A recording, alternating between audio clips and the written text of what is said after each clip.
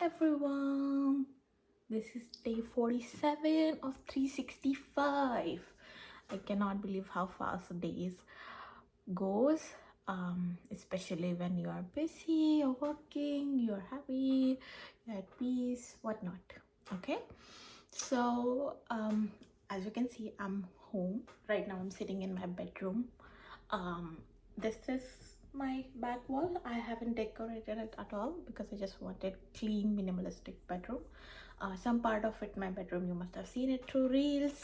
I'll put my handle over here, my Instagram handle. Do check it out. I post reels there. I try to post it daily, but let's see how that one goes.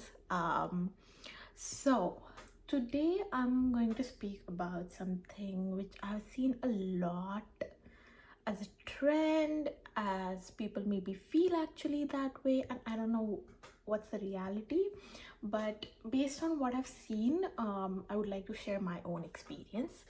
And definitely this is not one of those videos where a person who flies across different country and cry about it. Okay.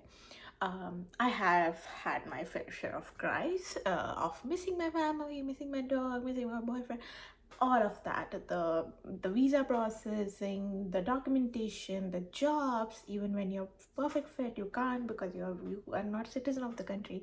All of that aside, this is not video about it, but I would like, and I'm super grateful by the way that I'm here, because I know people who are still fighting to get a visa to enter the country, and I'm definitely one of the privileged one, I would like to say, because at the end I feel that visa is a privilege. It's not your right. Um, Even though we are all humans on this earth, but it is still a privilege. Okay. And I still feel very grateful that my visa, my student visa, was approved within a first try. I got the university within first try. I got the scholarship. I got the best offering experience on the East Coast. I got the internship also. I got the job also. Everything pretty much, touch wood, wherever wood is, kind of worked out because I did put in work. But during all of this process, I end up meeting a lot of people, some of my own ethnicity, some are from own countries, some are from different countries, some from US. So I met many people, and I must tell you, out of, if I take a percentage out of 100, most of the people are good. They are kind, they'll walk you through, they'll help you, you ask them question, you offer help. It's a two-way process. There have been so many people who have, like, I would reach out on LinkedIn to people asking for, obviously, how the work culture is, what kind of tools they use, what the tech stack they follow, what kind of database they work on, because my work is primarily on database side. I handle everything and anything that is related to database. I work on CI/CD pipelines, pretty much as same as what software engineers do, but for right now I do it for warehouse system management. So more of a, like, you can say, HighJump, Corber, all of that. Blue Yonder, you must have, and a lot of companies like Capgemini, Ashley Furnitures, all of them are on the same category. Okay. Now coming back, to reach to this position, I had to talk to a lot of people, and not everyone will end up helping you, which is completely fine because nobody owes you anything. Similarly, but at the same point, I feel it's really important for you to not let that influence on your capabilities. See, you are not your job, you are not how much you earn, you are not how good you can speak, you are none of it. You are none of it. You as a person is important on this earth.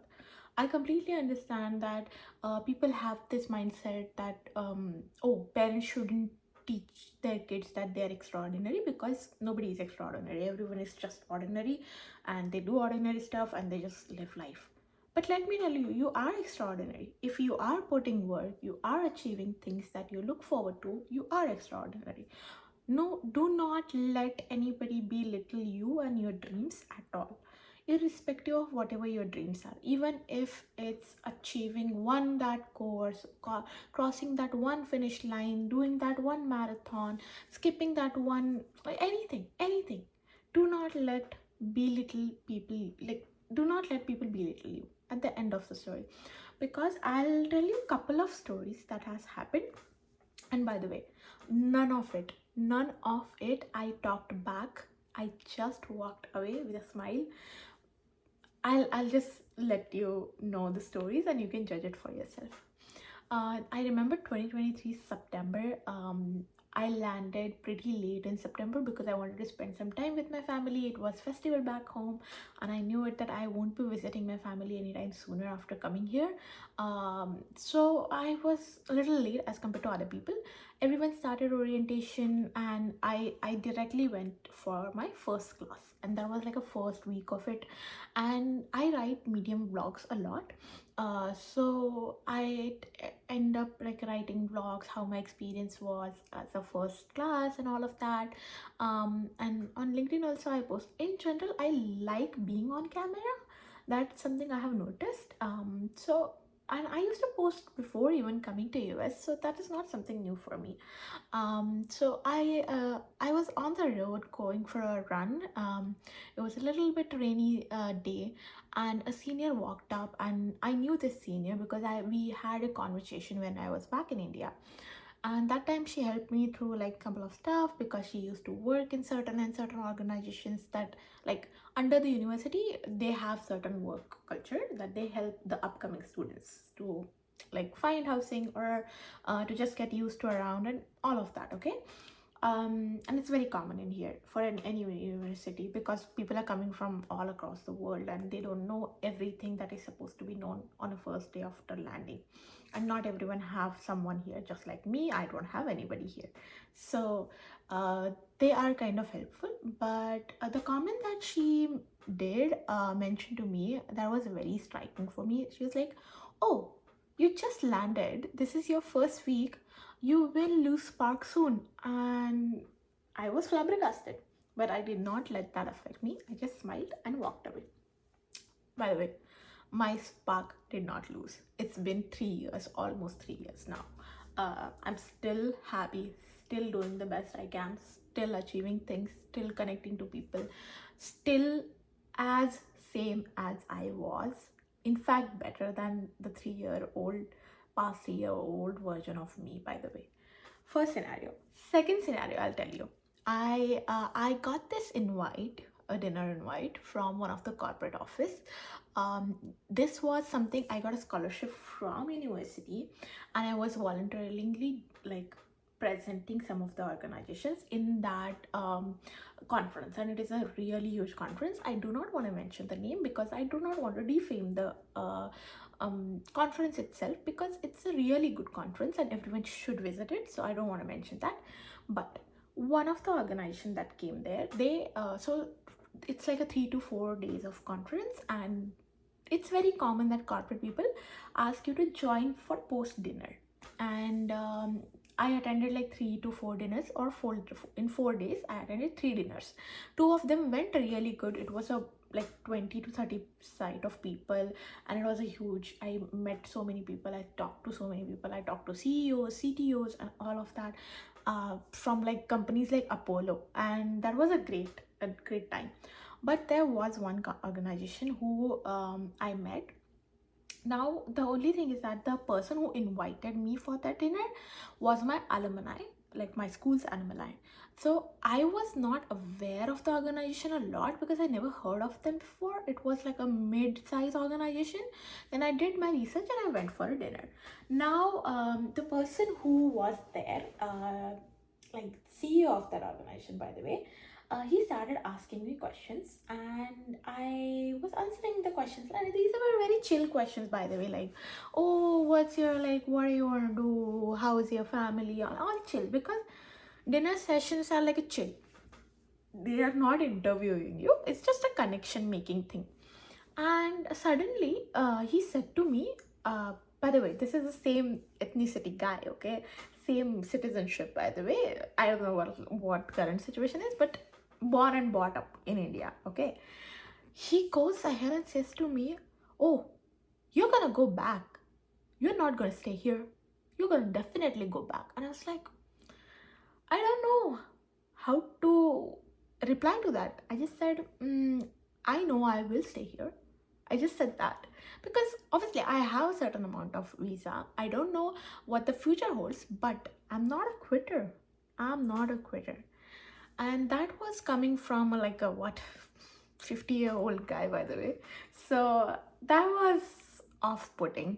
Um, then third scenario, this was actually a 50-50 because I couldn't gauge the person's mindset here, because I was like, did they say it in racist way, or did they just say it because they were not aware that it can be a racist? I don't know what it is. Or maybe I found it belittling. I don't know. It, you can tell me in the comments if it's like just my perspective, but I would still like to add it. So this was I was talking to one of the acquaintances, and we were talking about work culture, working hours, and all of that. Very generic, chill talk. Okay, over a coffee. Like I was grabbing a coffee in the cafe, and she was grabbing a coffee in the cafe, and we just like, hi, good morning, stuff like that. And we started talking, and I was obviously, she asked me what I was like I used to do before coming here. So I told her that I used to work with this and this organization, and I have 5 years of experience. I carry a lot of corporate experience, and this is something not new for me. So I get used to it very easily. And she just went ahead and said, "Oh yeah, you come from a worker country." It was like, I for a second I did not understand what she meant. She's like, India exports like all the jobs that are given to India by someone else, and I didn't know how to exactly act on that, because she just said that you're from worker. It's a worker country, and I don't know. I mean, we all are employees. You are employed too, so I don't know what a worker country means. But yeah, that was a little bit unsettling for me. But again, I didn't say anything. I just walked out of that conversation with a smile. Okay. And one last thing, let me just remind myself what was the one last thing that I did hear from person, and it did stick with me, but I did not like let it walk on myself. Oh yeah, how can I forget this? This was actually very funny. I book a lot of cabs, like if it's like a not possible to go from one point to another point through public transport, I book cab. So one time I was in the cab, and the driver goes and says, "Oh, your English is really good for coming from a country like so and so." And I was like, what do you mean by that? Are you saying it's a good English? Is it a bad English? What? And what do you mean by coming from a so and so country? Come on, man. Corporate, by the way, Indian corporate uses primarily English as a language. All classes, all schools include English as their primary language also. One of the language is English in all of the schools. People speak such a good language, like people have such a good hand over this language, that it's not really difficult for someone to carry over. And especially if I'm on a student visa who have 10th, 12th, undergrad, post undergrad, graduate degree, by the way, worked 5 years in corporate. Can you believe, like, and that was a little bit for me, I didn't know how to like react on that one. I was like, I like to kill it with kindness in such a situations, and definitely it comes from my heart, because I told him that, oh, I was young when my mom taught me, and I just started learning it. I just started speaking it, and the credit goes to my mother, because she's very strict about studies. Can you not imagine? I mean, I work. When I work, she'll ask me like, "Oh, are you studying right? You're doing your studies right? Do study, do study." So she'll be always like, "Keep on reading something, do study. Do not let learning stop just because you start earning." That's her funda. Okay.